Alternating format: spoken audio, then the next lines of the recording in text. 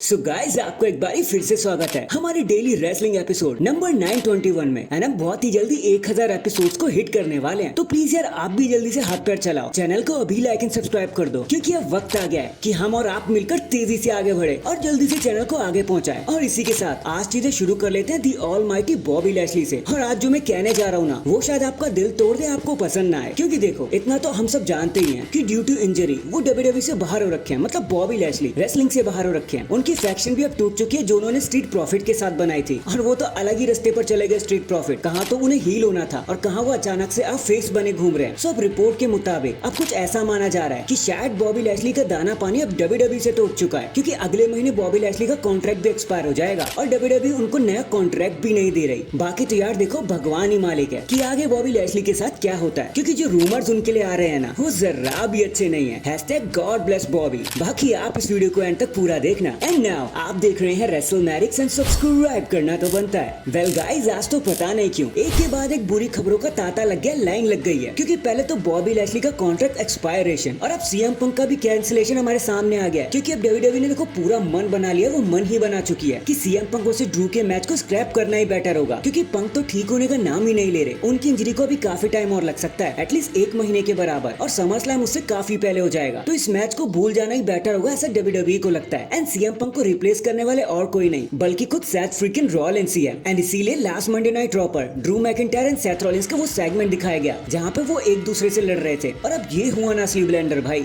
कहां हमें CM Punk versus Drew देखना था और कहां हमें रेसलमेनिया का रीमैच देखने को मिल रहा है ड्रू और सेथ के बीच में। और इस बार तो चैंपियनशिप भी ऑन द लाइन नहीं है। Hope last to last moment तक अब सीएम पंक ठीक हो जाए, हम तो बस यही उम्मीद लगा सकते हैं। बाकी तो फिलहाल के लिए आप इस मैच को कैंसिल ही समझो। हैशटैग पूरा ब्लेंडर हो गया। इसके बाद फाइनली कोडी रोड्स ने रिवील कर ही दिया, क्योंकि लेजेंडरी रेसलमेनिया 40 की एंट्रेंस के पीछे आखिर क्या राज छुपे हुए थे। तो अभी क्रिस वैन को इंटरव्यू देते हुए उन्होंने बताया कि ऑफ कोर्स रेसलमेनिया 40 की जो एंट्रेंस थी ना वो मेरे लाइफ की सबसे बेस्ट एंट्रेंस थी, मुझे बहुत ज्यादा पसंद है। वो सबसे पहले नंबर पर मैं उसे ही रखूंगा, उसे फील कर सकता था मैं, हम सब उसे महसूस कर सकते थे, स्पेशली जब मेरी वाइफ ब्रेंडी मेरे साथ आई एंट्रेंस वे पर। लेकिन उसके लिए आपको 3 लोगों का शुक्रिया करना चाहिए, मेरा नहीं। और वो पर्सन है triple H, Nick Khan and Bruce Prichard. उन्हीं का आइडिया था कि मेरे साथ ब्रेंडी को आना चाहिए। बाकी रही बात मेरे रेसलमेनिया मास्क की जो मैंने वहाँ पे यूज किया था, तो वो और कोई नहीं बल्कि जेसन बेकर ने ही बनाया था, जिन्होंने ओरिजिनली द फिंड का मास्क भी डिजाइन किया हुआ है। सो हमें इन लोगों का शुक्रिया करना चाहिए। मैंने तो बस वही किया जो वहाँ पे करना जरूरी था। और इतना कहकर कोडी रोड शांत हो गए। बाकी आपका उनके एंट्रेंस के बारे में क्या कहना है वो कमेंट करके जरूर बता देना। नेक्स्ट अब देखो इतना तो कंफर्म ही हो चुका है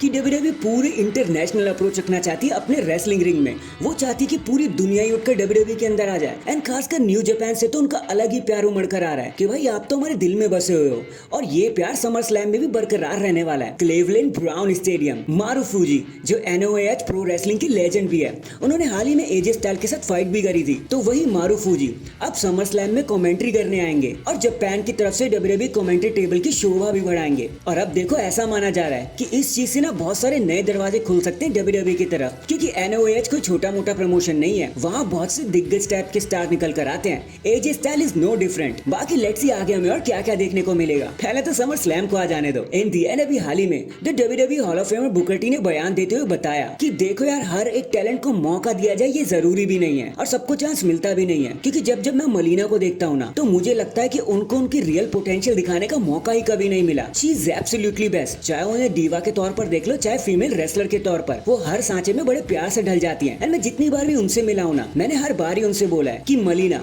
आप परफेक्ट हो, आपके आसपास कोई बैठता भी नहीं है जब आप अपने टाइम पर थे तो, पर क्या कर सकते हैं उन्हें कभी अपना असली जोहर दिखाने का मौका ही नहीं मिला। एंड यही कुछ वर्ड्स थे बुकर टी के मलीना को लेकर। So that is it guys, अभी के लिए तो बस इतना ही। आप मुझे बताना अगर पंक वर्सेस ड्रू का मैच फाइनली स्क्रैप कर दिया जाता है, बंद कर दिया जाता है, समर स्लैम में ये मैच आपको देखने को नहीं मिला, तो क्या आप इस मैच का और इंतजार करना चाहोगे या फिर आप कहोगे बस भाई बहुत इंतजार हो गया, अब टाटा बाय बाय? कमेंट करके जरूर बताना। एंड चैनल पर नया है तो चैनल को जल्दी से लाइक एंड सब्सक्राइब कर दो। बाकी मैं मिलता हूँ आपसे किसी और अपडेट के साथ, तब तक के लिए अपना ख्याल रखें और खुश रहें।